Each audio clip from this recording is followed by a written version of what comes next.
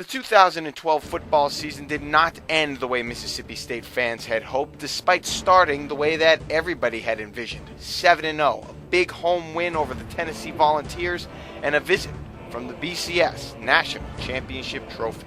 I think we did what we needed to do, and I think we showed people that, Mississippi State is for real. But times got harder, and so did the schedule, as the Bulldogs went on to lose 4 of their next 5 games, including Dan Mullen suffering his first ever loss in the Egg Bowl.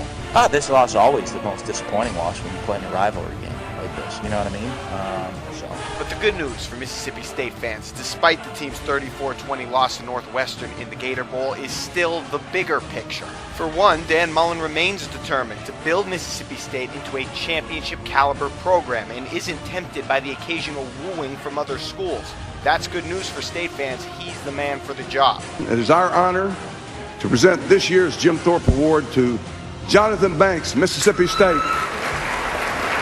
And the numbers back it up. Not only are the players getting better, but so is the overall record. Since Dan Mullen arrived in Starkville back in 2009, the Bulldogs are 29-22. That's compared to just 21-38 in their previous 5 seasons. He's 3-1 in Egg Bowls, 2-1 in bowl games, and has had multiple players drafted in the first round of the NFL draft. And even those that weren't drafted in the first round are still making an impact.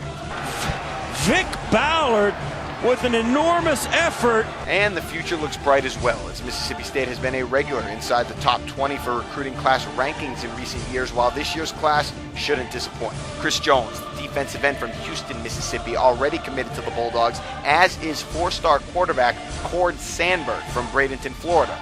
Mississippi State also poised for a stadium expansion in the near future, thanks to the many sellouts during the Dan Mullen era. The great thing is 8-win seasons now are starting to become disappointing at Mississippi State. 8-win seasons used to be massive celebrations, and now within our program, those are starting to get to be disappointing, and that's the direction you want the program headed in.